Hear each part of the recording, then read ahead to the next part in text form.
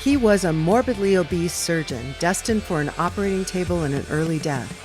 Now he's a rebel MD who is fabulously fit and fighting to make America healthy again. This is Stay Off My Operating Table with Dr. Philip Ovadia.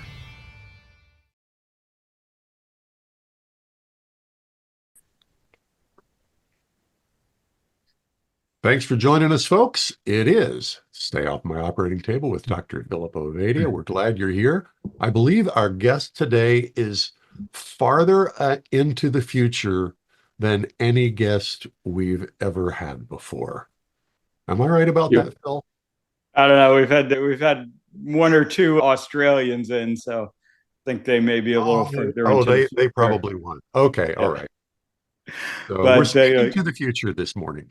yeah, exactly. Very excited to have coming to us from Israel, Chef Oded Talmor, and otherwise known as the Keto Chef, and really excited to have him on. A little bit of a disclosure before we start today's episode. I always like to be transparent. As many people in the audience might already be aware, I am now part owner of a company that is working to get animal proteins, high quality animal protein in the hands of people, Route 22 Meats. And that's how I've become to know Oded. Excited that Route 22 Meats and Oded have partnered to help people understand how best to utilize those animal proteins once they have them. Amazing chef doing lots of great recipes around that. Really excited for this conversation. But like I said, I always like to be transparent about my financial involvement in this. So with that, I'm going to turn it over to the good chef and let him kind of introduce himself, maybe give us a little bit of your background and how you became the keto chef. Yeah. Hi, everyone. Nice to meet you, and thank you for having me on the show. You know, my background involved culinary school in UNLV, Las Vegas, and then most of my career I did with the celebrity chef Wolfgang Puck, running some of his restaurants in Las Vegas, LA, and more, Spago, obviously, that I'm sure everyone is familiar with. And when I was 24, I was diagnosed with Crohn's disease and pretty much tried everything to take off this tag off my personal title as someone that, follow all the procedures and everything that the doctors told me. And I was still very sick. And then I tried to look for another way to become a healthy person. And as a chef, I always knew that food is, let your food be your medicine. And I tried really everything related food. I was vegan, I was raw food, I was paleo, low carb. And then finally, I was exposed to this amazing animal-based carnivore first, then keto diet, first in the US. Then I moved back to my home country, to Israel. It was COVID. And as someone following the ketogenic diet, I realized that there is nothing here I can consume as a ketogenic chef. So I started to create, which was always my passion, and develop recipes and a whole brand around it. The brand called Keto Chef, and we have 30 different lines of products for keto-friendly and preparing recipes. And this is how I really started to get involved with amazing keto recipes. And honestly, I think almost on a daily basis, I'm posting something for my community. We have a pretty large community here, and now I think it's time to introduce it to the world. And thank you for this collaboration. I think it's an amazing opportunity to show people how this lifestyle can be not only easy, but tasty. It's not compromising. It's the other way. It's upgrading your lifestyle, but not just on the health, aspects, but also on your culinary aspects. And, one example that I tell people is when you are eating so much sugar and carbs, everything tastes the same. And when I started to eliminate my carbs and sugars, our flavors change, our brain is changing, and things start tasting different. And this is really my passion, is to let people not only follow those type of diets slash lifestyle, but also enjoy the food that they're eating and not feeling like they're missing something. And this is my mission today. I'm a big fan of not missing something. I like that. Yeah, Yeah. because typically when you embrace a diet, people think, oh my God, I can't eat that and I can't eat that. And really, if you look at my profile, I make pizzas, I make ice cream, I make pastas, I make everything, obviously, Whoa, whoa, whoa, that is, back up. Ice cream? yeah, absolutely. Why not? Cream, butter, obviously a sweetener that we can afford.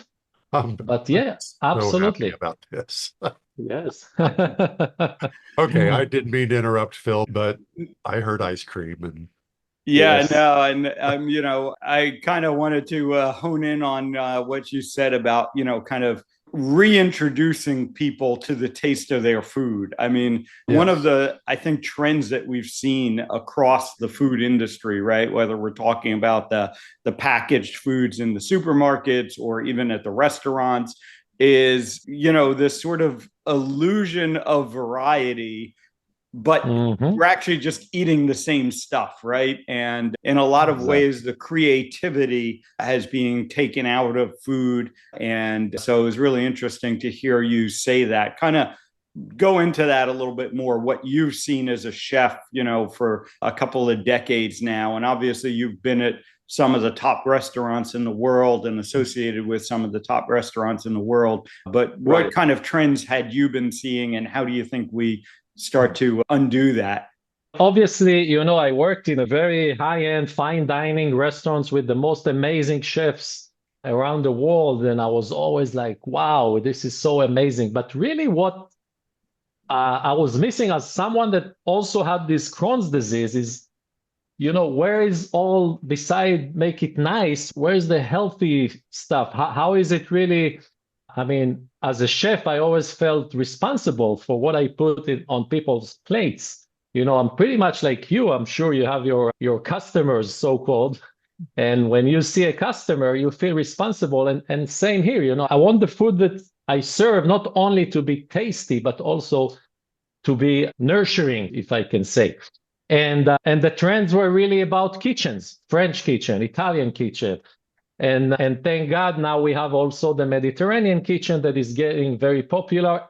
And obviously the principles of the Mediterranean kitchen is maybe a little bit healthier than other kitchens, but still a lot of sugar, a lot of carbs.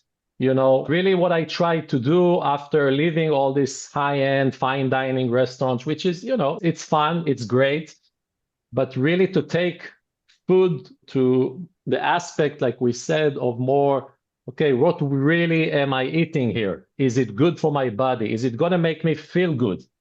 How am I going to wake up in the morning after I had a big dinner last night?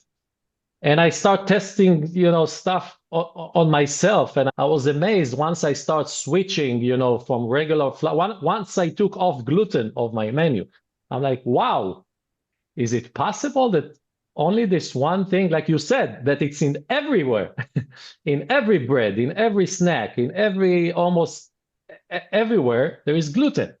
And then I'm like, okay, let's take out dairy, except, high fat cheese. And I'm like, wow, this again, I feel amazing. And this is really how I started to comprehend the huge difference of and the importance of what type of ingredients are you using. And now I'm again super excited about the grass-fed, grass-finished, because really it makes a difference. But people don't know that. Okay?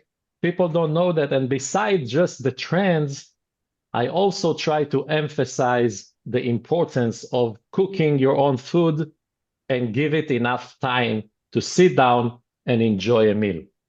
Because all those food companies, what they do is making us eat quickly on the road and boom, next to the, next task. And when you start cooking your own food with those limited ingredients, I think the results are amazing. Only by the fact that you are cooking your food, you know what you kind of ingredients you're using. This is like 90%, I think, of what people can do to improve their lives, really, the quality of life. Before you get into talking about the the meals, the recipes in particular, I want to, you said something about nurturing your, Mhm. your guests. And it just triggered this thought that's related to what you just said about taking the time to prepare Mhm. your own food and taking the time to enjoy your meal, and how that's contrary to kind of the modern tendency to fast and just throwing it down. This is a really off the wall question, I realize, but in your training, whether in your formal the culinary classes or working under, was there any talk about, for lack of a better word, the spiritual side of being a chef?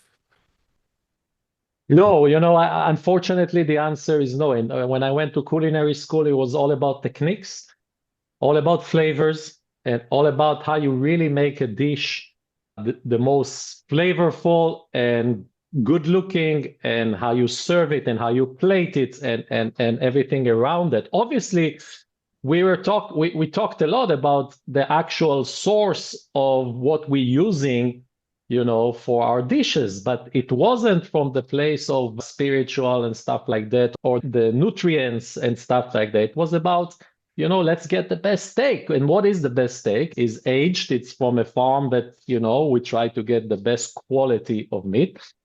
But I never back then looked at, okay, is it grass fed? What exactly are those cows eating, and how is it affecting my body?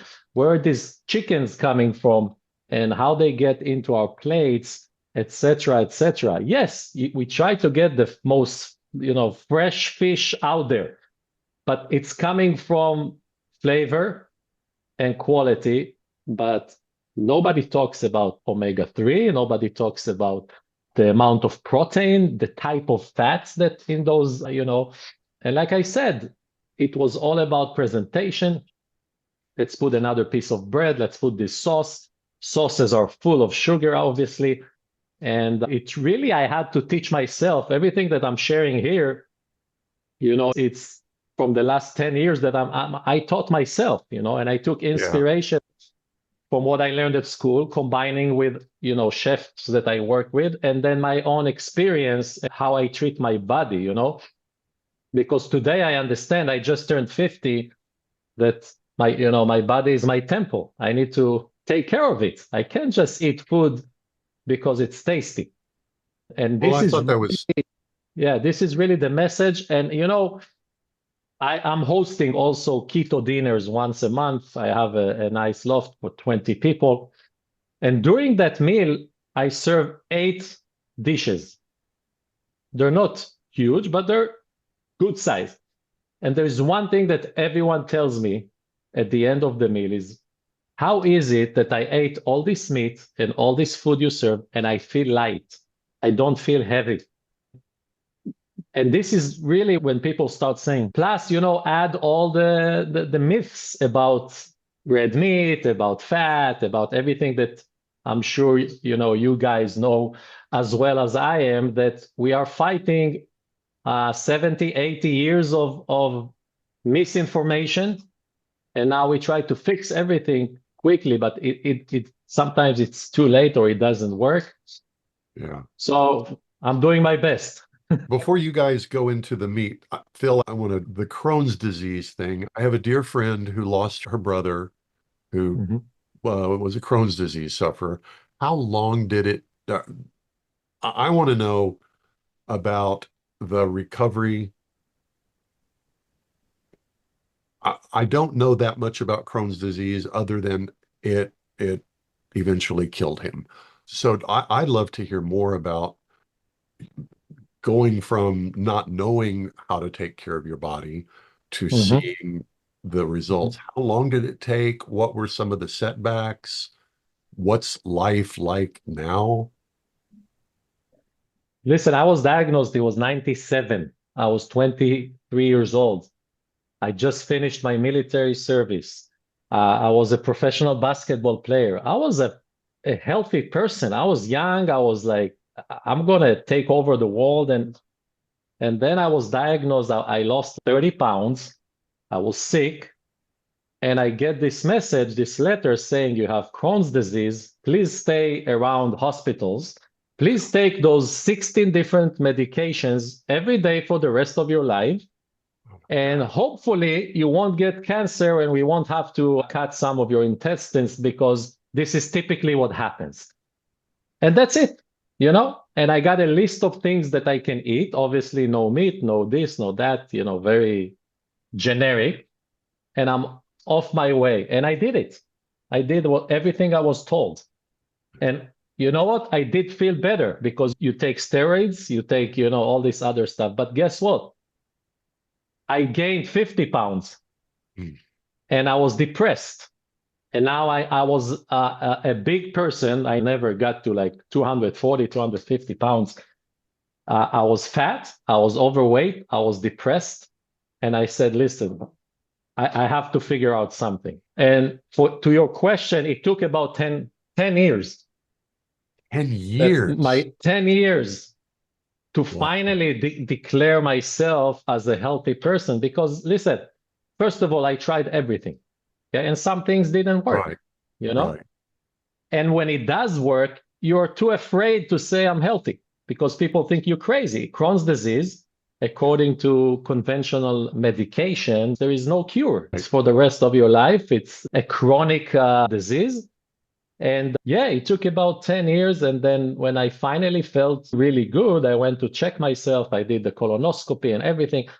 And I was clean, you know, I was like, and then you go back to the same doctor It's and he a said, you know, miracle. it's a Yeah. miracle. Maybe you are one of a million that you are a miracle. And then you say, okay, I'm a miracle, but hey, maybe there is more people there that, you know, also can declare it as a miracle. And I start sharing and everything.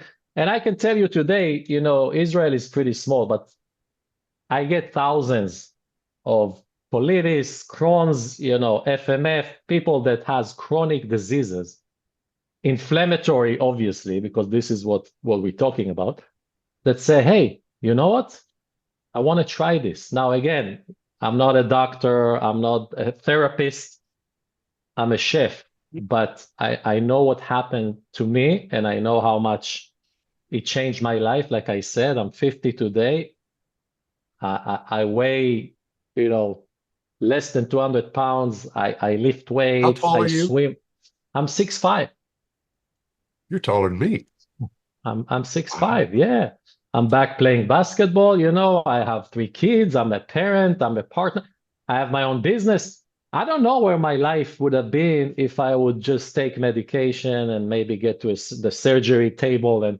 And I see, you know, some people come to me and it's too late. Like you said, they already have the cancer. They already have other stuff. Now, again, not saying that some of the medicine and the medication, obviously, it's great that we haven't. But I think the message here is a message of responsibility. You are responsible for your own health.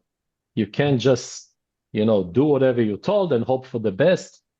It's not always working. Yeah. Yeah, you know, certainly a message we've talked about here often. And, you know, similar to what I say about heart surgery, right? Mhm. You're always better off if you didn't need it in the first place than you are if you get it. And yeah, it's great that we can have these medicines to treat things like Crohn's disease or, you know, do heart surgery to save someone's life. But if you didn't need it in the first place, you would have been better off. And obviously you've come to the same conclusion. I want to get your perspective as a chef, right? There are a couple of things that we, you know, come up often on this program as harmful, right, in our food supply, right? We talk about sugar and we talk about vegetable and seed oils, processed oils. And, you know, we've had 1 or 2 culinary people on the program, but I don't think we've ever really dug into, from, you know, a chef's perspective, what you were taught during culinary school, what you saw in the restaurant industry. Why are these things so prominent? And is there any recognition that you're starting to see in that world of maybe this isn't the best thing to be putting in the food so much? Yeah, you know, I think the first or second class I took was food cost. You know, how you really make sure that your restaurant is profitable. And the first thing you have to deal with is food cost, and you learn how to build this pyramid of your ingredients and price them and then multiply and everything. Obviously, every little thing matters in the restaurant business, even if it's pennies it matters, especially when you serve a lot of people, etc. So I can just, take one example of frying oil. And I remember the company I worked for, Wolfgang Puck, was so proud about him, the only chef that is frying in peanut oil. Because again, it was about the texture of the food. And apparently peanut oil make the food crispier. Okay. And now I take you 20 years forward and I get a call from a chef, a friend of mine in Manhattan, that is just opened a restaurant. I said, guess what? I said, what? I said, I'm frying with beef tallow. And I'm like, whoa. He's, yeah, I'm frying all my food in beef tallow now. Now listen, frying in beef tallow, I can only guess, I don't know the exact figures, probably would cost him 3 or 4 times than a cheap vegetable oil. And then I asked him, so Sure. why are you doing it? Because people start asking. I'm like, wow. And, apparently there are more people aware of the damage that happens from those seeds oil, but to the point that a restaurant decide to cook in beef tallow, I think this is a major change. Obviously, it's very small. I don't think there are a lot of restaurants like that. Definitely not the fast food chains that, again, it's all about the money.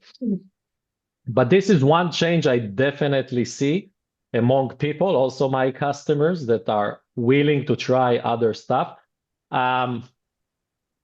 I think, again, the quality of the meat, which is obviously what we are going to talk about here, but grass-fed became really something that people are talking about. And what are the animals that we are eating and consuming, not only in beef, but in chicken and pork and everything. But overall, if I have to be honest, when I go eat outside and if I take the entire market, I think we move the needle very little. There is so much work to do, especially with those processed seeds oil that people just don't get it. Listen, sugar, I think people start to get because it's very easy to comprehend, right? You eat sugar, you eat too much sugar, you're always hungry, your body is going to accumulate fat and all that stuff. This message is easier to relate. But the seeds oil and the inflammation they're causing and all that, I think this is a more complicated message. And we're only starting to scratch the surface. And also the alternatives are still way more expensive. And taking a professional chef and changing his habits of cooking and frying and all that stuff, it may take some time. I cannot personally fry it with canola oil anymore. And I love the flavor too, which is, again, I think this is a great message for people. It's not only about your health, it's literally tastier if you fry in lard or in beef tallow. Yeah, There's exactly. there's a legend that I have no idea whether it's true or not, that McDonald's used to do their French fries in It's beef true. tallow. It's true. And those of us who are old enough, and I'm one of those, can remember when McDonald's French fries it was ambrosia. It was just the most awesome, delicious thing. As a high school kid, our high school hangout in my small Oklahoma town was the local McDonald's. And what us high school kids did was we'd all show up at McDonald's, we'd all order fries. And I've struggled to know whether or not my memories of that time or of that flavor were colored by, I'm a high school kid hanging out with my friends. Of course, it tastes good, or if there's any truth to it. So hearing you say that frying in tallow, I've never done it, has a better flavor, leads me to believe that maybe it's true. Maybe that really did happen. I'll tell you one more thing. I mean, we at home here, when we make the occasional sort of French fry potato type thing and we make it in tallow, I mean, my kids certainly seem to enjoy it more than, anything we get out. But I think there's something to that. Let's also dig into the sugar part of this, right? Because you said earlier, when you started removing the sugar from your food, right? You got all these different tastes. It tastes better. And yet, sugar has become so ubiquitous again in our food supply. Like you said, all the sauces in the restaurants. But again, it wasn't always this way. So why do you think sugar has become so prominent in the diet? I mean, I understand the food industry may be pushing it as a cheap ingredient, but there seems to be something more, like we've just become over reliant on that sweet taste, and we've kind of lost some appreciation for the other tastes. Yeah, absolutely. I think there are a few reasons. First of all, when you study our tongues, this is where we meet flavors. At the front of the tongue, you taste sweet. Okay, it's the first thing you taste in any food is the sweet flavor, and then you have bitter in the back and sour in the middle, etc. So this is one thing that people always, doesn't matter what, if you put sugar or something similar, it's the first thing you're going to taste is sugar, and then everything else. And secondly, as we all know, sugar is addictive, right? It's like a drug. So the more you use, the more you want, the more you sell. So obviously, that's a good enough reason to include it in a lot of food products in restaurants, and not only in restaurants, in processed food. And then it's also cheap, yes. And I think this is also, it became so cheap that, why not? And then they told us fat is not good for us. So when you take fat out of food, you lose flavor, because this is what makes food tasty. Fat, salt, sugar. You took out fat, you need to put something else. Sugar is cheap, let's put sugar. And then the more sugar you eat, your tongue is almost become like numb, right? Like you have a coating that you need more of everything else in order to really taste it now, because the sweet takes over everything else. When you eliminate sugar, I have a 5-day challenge that I make here, and people can sign up for free, and I send menus, and there's almost zero sugar in those menus. And people always tell me, listen, I never tasted the food like this. And I'm only talking about scrambled eggs and salt and fat. I'm not talking about something sophisticated. But suddenly you taste the food differently, because your coating over your tongue is changed. Your mind, your brain is changing, because you take off the sugar, so you eat less. Leptin and all those hormones that we know about that now that affect by sugar. So again, I think it started with the simple fact that A, we took off fat, and B, sugar was cheap, and C, the food companies realized this is how we're going to make them eat more. Okay?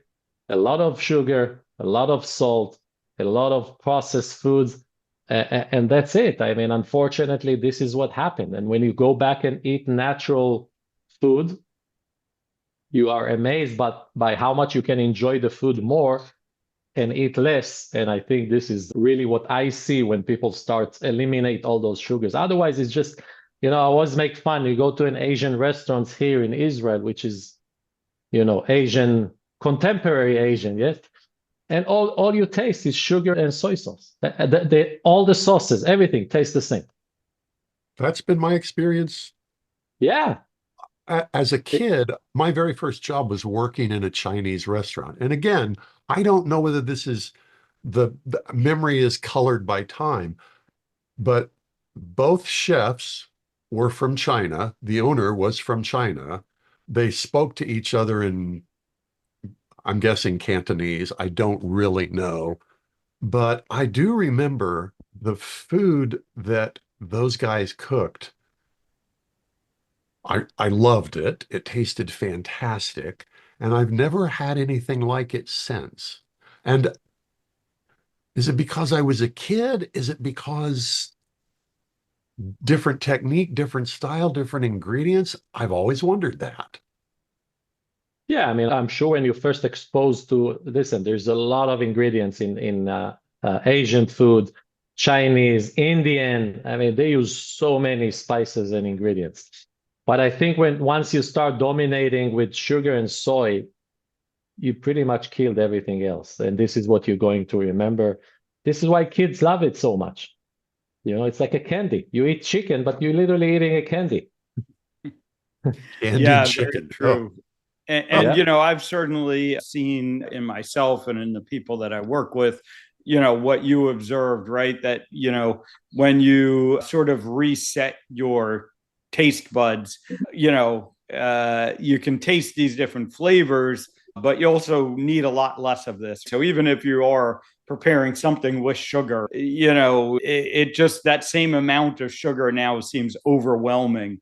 And I think, you know, one of the adaptations that a lot of people make is, you know, they just, instead of putting, you know, a cup of sugar, now they can put a quarter cup or a third, you know, of a cup and have, you know, as good, if not better, a taste. And that's one of the ways that, you know, the low carb ketogenic strategy works. It just resets that sweet sensor so that we're not so dependent on it anymore. Mm-hmm, mm-hmm. I remember the same when with the tomato. You know, when I eat a tomato now, I'm like, wow, this is sweet. Because now I really feel the flavor of the tomato, which is obviously had a lot, not a lot, but has sugar. But before, when I ate a tomato, after, let's say, I ate some chocolate and ice cream, all that, it's not sweet, it's sour. So this is literally something you feel, I think, within a week or two, how much your taste buds are changing so quickly after quitting sugar. Okay, it's time for you guys to talk about meat. Let's, you know, so I was going to kind of, you know, you mentioned earlier about the quality of ingredients that you focused on. And, you know, maybe I think in some ways people may not even understand what that means. You know, maybe talk about like when you were shopping for meat or seafood, you know, what does quality mean and what should be people looking out for as they're shopping now if they want to get these higher quality ingredients. And, you know, I'll lead off by saying that I think animal protein, no matter what the quality is a great thing to base your diet on. And you get what's affordable and you get what's available to you. But if people do want to start to now pay attention to that aspect of it, what kind of things do you look for to figure out what is high quality animal protein? Yeah. Listen, I'll be honest with you. When I first started all this keto journey, and I think it's very important to emphasize what you just said, I didn't look for quality. I looked for more protein and fat and quitting my carbs and sugar. Exactly like you just said. I don't remember who said it to me when I started. He said, take the worst piece of shit steak. It's still better than the sugar and processed food that we eat. Now, as you go and develop and continue this journey, obviously you want to have the best, highest quality food, because if you are eating mostly meats and eggs, etc., so why not get the best quality out there? And now you start getting into, okay, what is the animal eating? How is it being raised? How is it being slaughtered and shipped and packed? And every step of the way is influencing the quality of the meat. Now, for me, quality is about the nutrition values. I think now we know for sure that the grass-fed, grass-finished beef, for instance, has higher levels of omega-3 versus omega-6, better quality amino acid, like for the protein is better quality. And obviously, I'm sure you can add on that. But eggs, obviously, there's a huge difference between a chicken that is caged and eating corn versus a free-range chicken that, you know, eating out in the grass, running between those cows, etc. Especially with chickens that their digestive system is more like ours versus the cows that have 7 chambers and all that stuff. So this is where it's really getting interesting. I think that also this is where people are having more difficult to understand why they have to pay extra. Now, before I was told as a chef and also as a consumer, it's just because the steak is going to be tastier. Okay, if it's better aged, if it's better raised, then yes, you're going to pay extra dollars, but you're going to get an amazing steak. I never thought about the nutrition values of what I'm getting because I knew the steak is a steak. But I think that now people are more interested in also, okay, what is the value that I'm getting? What are the benefits for paying extra money and getting this grass-fed, grass-finished steak or pork or seafood that is, seafood is huge because you don't know where these salmons are coming from now and how they raised and how much colors they added to give it this nice look. And let's be honest too, it's getting harder and harder to get high quality food. And I think it's going to be even harder in the future because there is not enough for everyone. It's out of reach for a lot of people to get these high quality meats. So I think that's the challenge really. A is how we really understand and explain what are the benefits of getting this high quality protein, and B, how we make it more approachable. On my side, I think when I take a piece of meat and I show people how quickly you can cook it and make it an amazing meal, even in an air fryer, I think that's one step that is very important. But also from the health benefits, I think there's a lot of work to do because it's hard to, okay, so there is a lot more omega-3. How is it really affecting my health? And I think here there is a gap that people are still stuck and say, whatever, I just get a $5.99 steak because it's what I can afford. So this is like the next level, right? It's like Keto 2.0 or Carnivore 2.0. Okay, I did my first, now I eat meat and eggs and it's great and I enjoy it, but okay, why should I get this higher quality? This is where we have to do some work.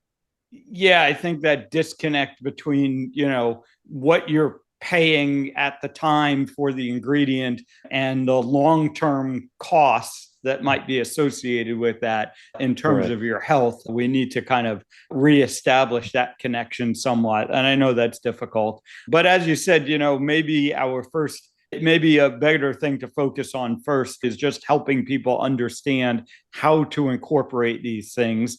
And I think the perception out there is that, keto, carnivore diets, they're sort of inaccessible. They're hard to do. Mm-hmm. It's hard to prepare your food. It's restrictive. There isn't variety. So how do you help people to start to understand how this can be simplistic, accessible and healthy all at the same time? This is something that honestly took me a while because what happens is when you're a chef, right? So you assume everybody knows what a chef knife is and everybody knows that they need to sharpen their knife and everybody know how to turn their skillet at 10 minutes before and make sure it's hot. And then you realize, wait, people don't know that, okay? And then I start looking into what do you already have in your kitchen, okay? Okay, you have a simple whatever knife, you have a cutting board, everybody has a pan, and now everybody has an air fryer, right? Because it's cheap, it's affordable, and let's be honest, it's a great way to cook quickly. So then I start taking all those things that they already have and use those to prepare an amazing meal. And unfortunately, most people are still busy and they want to make it quick. So when you make it quick and you use all the kitchen utensils and stuff that they already have, and also you tell them, listen, why you're just making one dish? Why won't you make 5 of them and you can freeze it and then just reheat it? So you can prepare more food and eat your own food versus be stuck and eat out.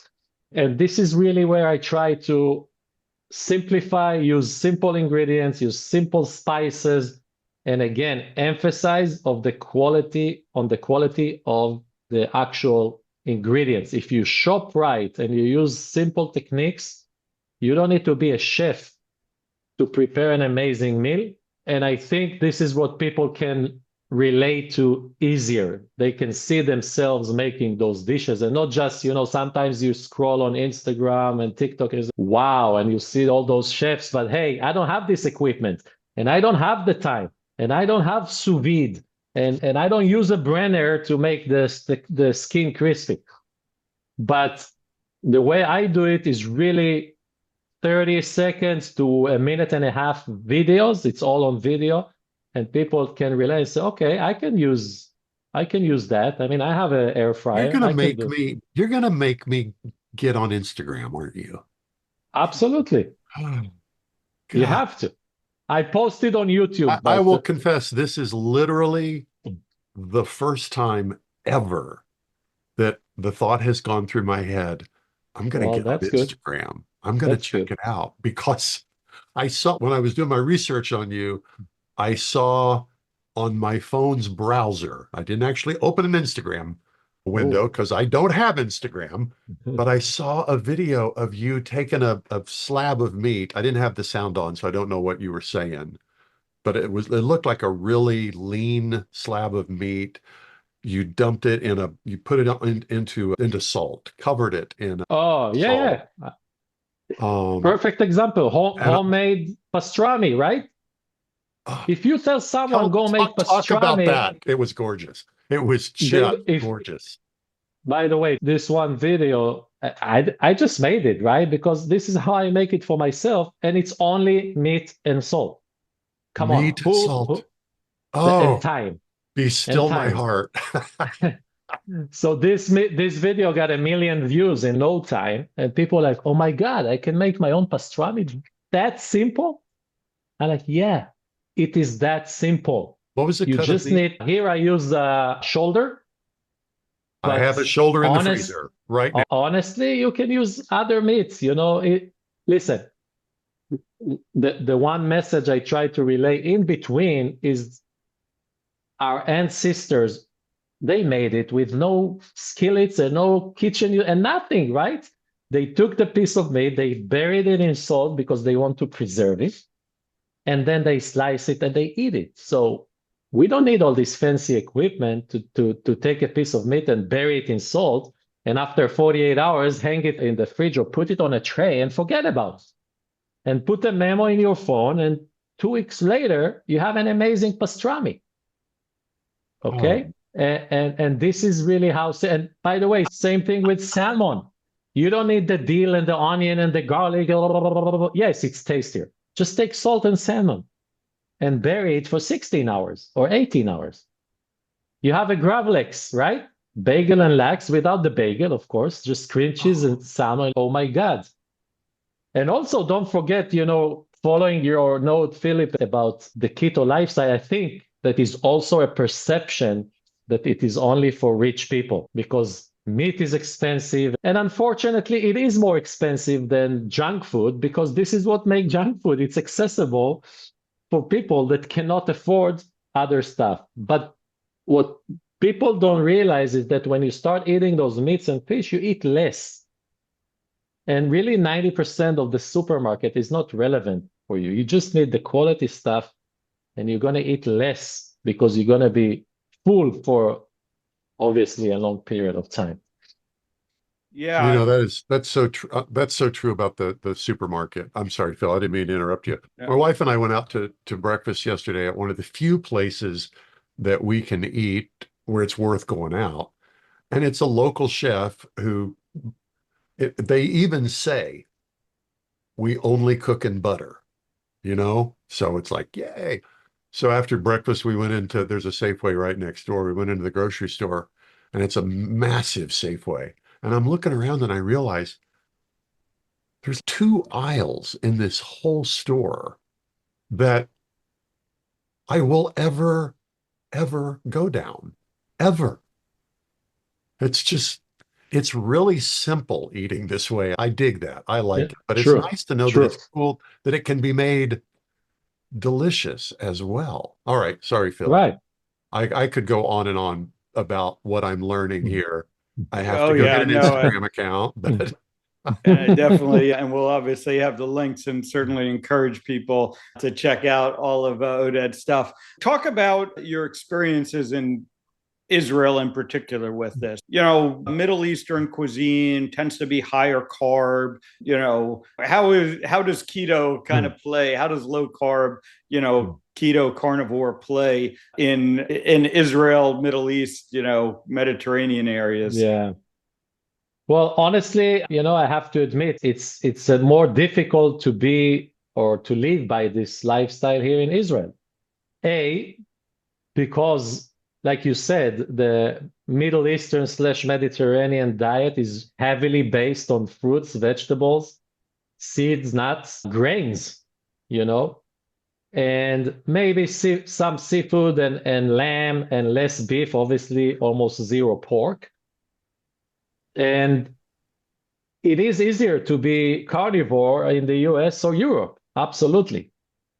But when you take the best of both worlds and say, okay, you can still use the olive oil and you can still use most of the vegetables and then add the meat and add the seafood and lamb and everything, I think people start getting it and it's getting more and more popular. Obviously, I won't lie to you, the number one motivation for people to try it most of the time is overweight. And it's a huge issue here in Israel now, diabetes and overweight and obesity and all that stuff. So when people hear they can go back and eat meat and fat and butter and etc. and lose weight, they're like, no way. I mean, I have to try it. But yes, you have to be more. I think this is maybe where my creativity is coming from, because I need to be more creative for those people. Because it's not like in the US, you can go to Costco and buy a good quality piece of meat for relatively reasonable price. Okay, and it's local, USA raised, etc. Most of our meat here is imported. There's not a lot of cows here, unfortunately, to feed everyone. So it's imported, and it's expensive to import to Israel. And this is why we have to combine more, maybe a little bit more chicken and a little bit more fish, which is more accessible, and lamb that is very popular here. And that's fine. It's still working great, and you can still have your macros, your protein fat intake where it should be. And I think we see a lot of really good success, not just losing weight, but also really getting rid of diabetes and other stuff. And I really just try to lead by example, because honestly, I cook my own food. I'm just being selfish, right? I want my food to taste good. I want to eat healthy. And if I can share it with more people and have them also get, this is just really what I do. I just share what I eat personally, almost on a daily basis. I'd like to ask you kind of a question that's often a different direction. I didn't start learning to enjoy cooking until I started eating this way anyway. I don't know that the two are related, but that has been my experience. And it's exciting to hear a chef, a trained chef, talk about eating this way. But that leads me to my question. How in the world did a guy go from being a professional athlete to a professional chef? How did that happen? He gets injured, then he goes to the military, and then he's 23, and his career in basketball is way, way over. Okay, because there is this, obviously, as you know, if you're not there at the age of 17, 18, you're done. I mean, you can keep playing with your friends in the backyard. And when I realized that I won't be a professional like I was, but I mean, make it my profession, because this is, if you ask me up until I was 16, what are you going to do? I'm like, obviously, I'm going to be an NBA player. This is it. But then I got injured, and then I joined the military, and it was over for me. And then I wanted to be a basketball player too, but not finding out that I wasn't going to be a pro did not send me to culinary school. How did this happen? That just happened because I always loved to cook, and I had a grandma that was an amazing cook. She's a Holocaust survivor from Poland, and I used to just watch her like that. And then after my military service, I went and traveled the world. I went to Far East Asia and other countries, and I was just, wow, I saw stuff and ate stuff that I could not believe that is there. And you were when kind of a foodie? You were kind of a foodie before you became a chef? Exactly. Okay. Yeah. And then I found myself in a culinary school, and it was a combined program, like business and culinary in UNLV in Las Vegas. And that's it. From there, it was all like, this is my path. This is what I like to do. And I love it. Cool. All right. That explains why I Yeah. didn't go that way. Before we wrap up, just kind of along those lines, what do you think needs to happen, or what would you like to see happen, to continue kind of pushing this forward, looking at it from sort of the food industry, chef standpoint? What do you think are some of the key things that we need to do to, get this message more commonplace, more accessible out in the mainstream? Do we have another hour? We will for part 2, but let's we'll do part 2. Yeah. Yeah. This is really my passion. Is on one hand, let's call it B2C, right? Let's talk to the customers, okay, to the end customers. And thank God for social media. I know there is a lot of talk about how bad it's influencing our kids and outside, but hey, I can post something and get to millions, right? This is amazing now. So this is one aspect that I'm doing already, and I'm doing it on a daily basis, sometimes twice a day, and I try to reach a broader crowd. And again, lead by example, and hopefully they see me once, twice, 3 times and say, okay, I want to try it. And the second one is what I call B2B, is really how to get to those professional chefs and food companies. And I think this is going to be harder and longer, because you're talking about big industries that, as we know, every little change takes time. It's like medicine and healthcare, right? I mean, how much time is going to take for more doctors to say, hey, cholesterol is not that bad for you, and hey, same thing with chefs. I mean, taking a chef and telling him, hey, let's cook in beef tallow, that's going to take more time. But I think it's possible, because I see more and more places I go, and I have keto-friendly this, keto-friendly that, because people are asking for it. Okay, and the more people ask for it, the more the professional industry will have to learn about it and implement it in their menus. And I already see that happening especially,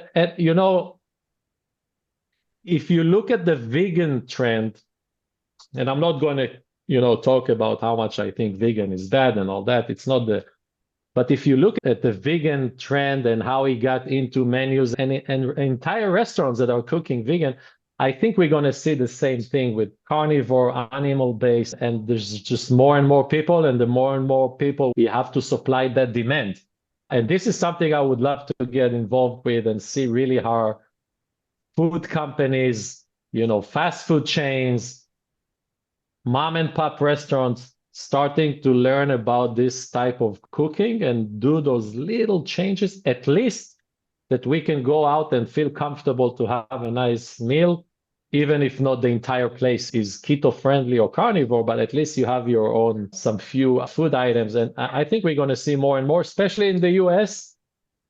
I think there's a lot to do in Europe and Asia. They're far behind as far as that. Yeah, definitely. And I think for, our audience, again, we do have the influence and the power. We vote with our wallets as it is, and start looking for, because I know they're out there as well, right? The restaurants that are starting to pay attention to this, and they're going seed oil free, right, or they're giving, like you said, keto, low carb options. And certainly, I mean, I just think back, to when I first started doing this, coming up, whatever it is, 9-10 years ago, and you'd ask for your burger without the bun and you'd get all sorts of crazy looks. And now it's, commonplace, and a lot of places, advertise it on their menu, the alternatives, along those lines. So I think it is making progress. Absolutely. Great. This has been an amazing discussion. Tell people where they can find you, social media. You mentioned Instagram, YouTube. Yeah. Keto Chef Oded Talmor, Instagram, YouTube, TikTok, soon on X. And I mean, I really try to be accessible on any platform for anyone to find. And there is more to come because I'm looking forward to our working together on this project. It's going to be amazing. Yeah, definitely. And the project, just to give people an idea, Route 22 Meats, we're doing a medicine on your plate, series. And, Chef is a bunch of videos on how to utilize these animal proteins, really good content there that I think people will learn a lot from. I've already learned a lot, despite being, on this journey for many years. There's still much to learn. And I love seeing the creative ways that you've been able to utilize some of these animal proteins. We'll put the links for that as well. Perfect. Thank you. Thank you so much. And thank you for having me. And you nice to promised to meet come you, back Jack. and do a part 2, right? Absolutely. Absolutely. There's so much to talk about. We have now, just to wrap it up, I don't know, I'm sure you guys know, we have a lab-raised meat coming up. There's a startup company here in Israel that is leading that path. I don't know what to expect. Honestly, I'm not sold yet, but it's definitely better than the imitations and the other stuff that we are proposed with in the last few years. I don't want to say brands here, but I think we all know who we're talking about. Let's see what happens. Let's task you with the responsibility to be the early tester for the rest of the community on that stuff. Sure. And let us Sure. know. Sure. My gut reaction is no way in hell do I want to put that in my body, but Let's see. I don't know. I was wrong once before a long time ago. It might happen again. Yeah. I think I think the bottom line is we already have the answer. We just, for some reason, won't admit that's the answer or want to find a better answer than the one that we've had for millions of years, which is the animal protein that's all around us. Hopefully Absolutely. we can keep getting that message out there. And there's another thing that I think very important to emphasize, especially in the US. And I'll just tell you a short story and then we will summarize it. When I moved to the US, I love chicken liver. My grandma used to make the most amazing chicken liver salad. I still eat it almost once a week, and it's so easy to make. And I was looking for chicken liver in the supermarket. And I remember it took me 3 supermarkets to finally find one. It was 50 cents a pound. And the guy told me, "Oh, you eating this dog food?" And I'm like, "Yes." And the message is, we call it nose to tail, right? And this is, I think, one thing people have to learn. It's not all about filet mignon and ribeyes and prime rib. You can eat the entire cow. You should eat, not only because it's tasty, but also the nutritional values are amazing. So hopefully we'll talk about that too, about beef broth, about chicken liver, beef liver, beef heart. This is what I'm really passionate about. If we can get people to eat that again, that would be huge. That would be huge. Agreed. Yes. I'm all in. I want to hear about that. I want to hear how to make chicken not taste disgusting. That's what I want to know. We're going to have Chef Oded Talmor back for part 2. Don't know when, but I promise we're going to make it happen. He is Keto Chef on all your favorite social media platforms and apparently going to be on X again, X soon. Looking forward to that. That's the only one I'm ever on. Okay. And we've got Route 22, what's it called? Route 22 Meats. All right. Yes. Links will be in the show notes. Thanks for being here, Chef Oded. You've triggered a lot of thoughts for me that I'm going to have to dig deeper into. So sure. Glad you were here. Thanks for having me. Thank you very much. All right. For Dr. Philip Ovadia, this has been the Stay Off My Operating Table podcast. I'm Jack Heald. Thanks for joining us. We'll talk to you all next time. Chances are you wouldn't be listening to this podcast if you didn't need to change your life and get healthier. So take action right now. Book a call with Dr. Ovadia's team. One small step in the right direction is all it takes to get started. Contact us at ifixhearts.com/talk. That's ifixhearts.com/talk.